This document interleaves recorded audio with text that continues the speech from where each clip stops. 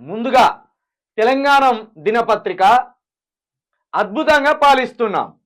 ఢిల్లీలో మీడియాతో మాట్లాడిన సీఎం రేవంత్ రెడ్డి రాష్ట్రంలో మంత్రులు శాఖలు పనిచేస్తున్నట్టు ఏ రాష్ట్రంలో పనిచేయడం లేదు. రాష్ట్రంలో మంత్రులు శాఖలు పనిచేస్తున్నట్టు ఏ రాష్ట్రంలో కూడా పనిచేయడం లేదు. మంత్రిత్వ శాఖలు ఖాళీగా లేవు. గత ప్రభుత్వం కంటే అద్భుతంగా విద్యాశాఖ హోంశాఖకు నేనే ఫుల్ మినిస్టర్ని. 10th పరీక్షలు పెట్టలేదా, రిజల్ట్ ఇయ్యలేదా, రాజకీయ అనుకూల మీడియా తప్పుడు ప్రచారం. నేను 18 గంటలు పనిచేస్తే నొప్పెందుకు, బీజేపీ రాష్ట్రాల కంటే ఎక్కువగా కేంద్ర మంత్రులను కలుస్తున్నాం, త్వరలో ప్రధానమంత్రిని కూడా కలుస్తాం.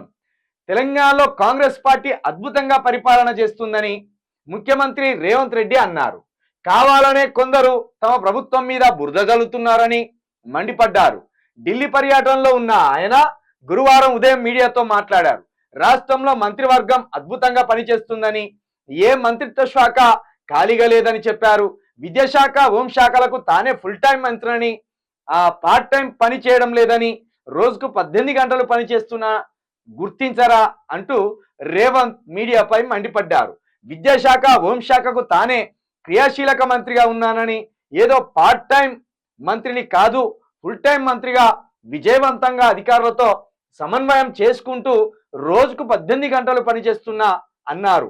విద్యాశాఖలో ఏం తక్కువైందో చెప్పండి అంటూ మీడియానే ఉల్టా ప్రశ్నించారు రేవంత్ రెడ్డి గారు. ఇప్పుడు నేను చూపించబోయే ఒక ఫోటోను చూసి మరి ఢిల్లీలో ఉన్నారో హైదరాబాద్కి వచ్చిన ఇంకా తెలియదు, కానీ ఎక్కడ ముఖం పెట్టుకుంటారో జర నువ్వే ఆలోచించుకొని చెప్పు. ఈ ఫోటోను చూసి ఎక్కడ ముఖం పెట్టుకుంటారో జర చెప్పు. వీళ్ళు ఎవరంటే వరంగల్ మంత్రి గారు కొండ సురేఖ గారు, కాంగ్రెస్లోనే ఉన్నారు. కాంగ్రెస్ మంత్రి గారే కొండ సురేఖ గారు. ఏంది ఫోటోలు 4 బాగానే ఉన్నాయి, ఏందో చీకటి ఉన్నది అనుకుంటా. 3 గంటల కరెంటు పోయింది. ఇగో ఈయన నాయని రాజేందర్ రెడ్డి ఎమ్మెల్యే, కొండ సురేఖ గారు వరంగల్ ఎమ్మెల్యే. ఇక ఇప్పుడు ఎక్కడ ముఖం పెట్టుకుంటా చెప్పు. నిన్న మీటింగ్ ఏర్పాటు చేసుకుంటే, సమావేశం ఏర్పాటు చేసుకుంటే 3 గంటలు కరెంటు పోయింది. నీ ప్రభుత్వం బాగా పనిచేస్తుందా? ఎక్కంచెలు పనిచేస్తుంది, ఎట్లెట్లా పనిచేస్తాను జర చెప్పు. గిట్లనేనా? చీకట్ల మగ్గిపోయేటట్టు చేయడమే నీ ప్రభుత్వ పరిపాలన, అద్భుతమైన పరిపాలన. వెలుగులో ఉన్న తెలంగాణను చీకట్లోకి పక్కపోవడమే నీ పరిపాలన. ఇదొకటి. ఇక అవే ఈ ఫోటోలు అవే. ఇది నీ పరిపాలన. కొండ సురేఖ గారికి ఏడువాల్లో నవ్వాల్లో నేను తిట్టాదో తెలియక ఇక పాపం నోరు దగ్గర పెట్టుకొని ఎట్టిగానే ఉన్నది. ఇక ఇప్పుడు కరెంట్ అందించవలసిన ప్రభుత్వమే కరెంట్ కట్ చేసింది. ఆ ప్రభుత్వంలో ఒక మంత్రిగా ఉన్నారు కొండ సురేఖ గారు. ఇప్పుడు ఎవరిని తిట్టాలి? తనను తానే నిందించుకోవాలా? నిన్ను నిందించాలా? నీ ప్రభుత్వం మీద దుమ్మెత్తిపోయాలా? నీ ప్రభుత్వాన్ని చెప్పుతోటి కొట్టాలా? ఆమెకు తెలియక సపడేకున్నది. ఇక ఎందుకంటే నీ ప్రభుత్వాన్ని చెప్పుతోటి కొడితే తను కూడా ప్రభుత్వంలో ఉన్నది కాబట్టి, తనకు కూడా వర్తిస్తుంది కాబట్టి కాము ఉండిపోయింది. ఇక చీకటున్న ఏం చేస్తామని ఇక అట్లా కాసేపు నవ్వులు పూయించుకోవాలి కదా. ఇక నవ్వుతాను. టార్చ్ లైట్ పెట్టుకొని మాట్లాడవలసిన పరిస్థితి ఏర్పడ్డది. అద్భుతంగా పనిచేస్తున్నావు, అద్భుతంగా. ఎక్కడి నుంచి అద్భుతంగా పనిచేస్తున్నావు అయ్యా? ఏ రాష్ట్రంలో ఏ మంత్రులు ఏ శాఖలు కూడా వీళ్ళు చేసినట్టు పనిచేస్తలేరట. అందుకేనా ఉట్కూర్లా పాలేళ్ళు కొట్టుకొని చంపుకున్నారు? అందుకేనా అక్కడ భూపాలపల్లిలా ఆదిలాబాద్లో ఒక బిడ్డను, 6 ఏళ్ల బిడ్డను అత్యాచారం చేసి చంపేసిళ్ళు? అందుకేనా నిన్నటికి నిన్న హైదరాబాద్లో ప్రేమించినందుకు ఉస్మాన్ అనే ఒక యువకుణ్ణి 4 కొట్టి చంపింది? ఇదేనా నీ పరిపాలన? ఇదేనా శాంతి పద్ధతులు? ఇంకేమంటాడు? ఏ మంత్రిత్వ శాఖ ఖాళీగా లేదట. మరి ఏ మంత్రిత్వ శాఖ ఖాళీ లేకపోతే సోనియా గాంధీ కాలు మొక్కడానికి నువ్వెందుకు పోయినావు? ఏ మంత్రిత్వ శాఖ ఖాళీ లేకపోతే ఇదే 4గురికి, బాలు నాయక్కి, ఇక్కడ నిజామాబాద్లో సుదర్శన్ రెడ్డికి, లేకపోతే వివేక్ వెంకట స్వామికి, వీళ్ళకు మంత్రి పదవులు కావాలని వీళ్ళంతా పోయి ఢిల్లీ ఎందుకు పడిగాపులు కాస్తాను? ఎట్లా ఈ మాటలు ఎట్లా మాట్లాడబుద్ధి అవుతుంది? లేకపోతే నువ్వు ఢిల్లీలో మాట్లాడితే తెలంగాణలో ఉన్నోళ్ళు ఎవరు కనీసం చూడరు, టీవీలు పెట్టుకొని చూడరు, వాటిని మళ్ళీ పేపర్లలో రాయరనుకున్నావా? విద్యాశాఖకు ఏం తక్కువైందా?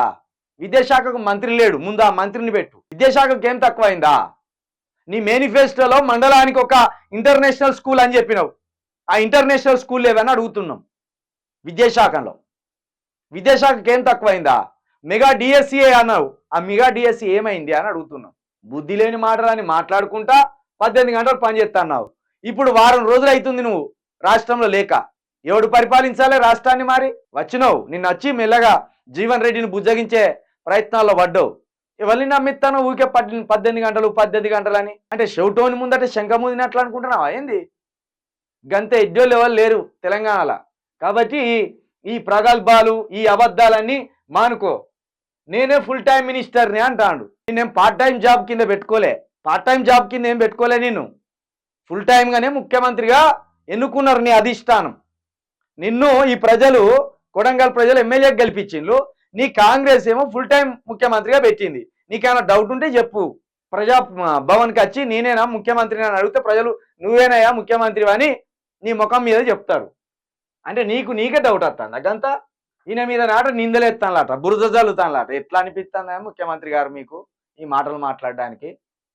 విదేశాఖ మంత్రి లేడు, హోంశాఖ మంత్రి లేడు, మున్సిపల్ శాఖ మంత్రి లేడు, ఇంకా కొన్ని 8 బెర్తులు ఖాళీగానే ఉన్నాయి. మళ్ళీ నువ్వేమంటానో ఏ శాఖ ఖాళీ లేదు, మాకే తిన్నదరక్క ఢిల్లీ దాకా పోయినావు, సోనియా గాంధీ కాలు మొక్కొచ్చినావు అన్నట్టు మాట్లాడుతాంటి. ఈ మాటలు మానుకోరు. అద్భుతంగా పాలిస్తే 2000 ఇస్తానన్నా పింఛను 4000 ఇస్తానన్ను. ఏది? ఇప్పటి వరకు 2000 పింఛన్కే దిక్కులేదు. అది ఒక్కటి చాలు నీకు.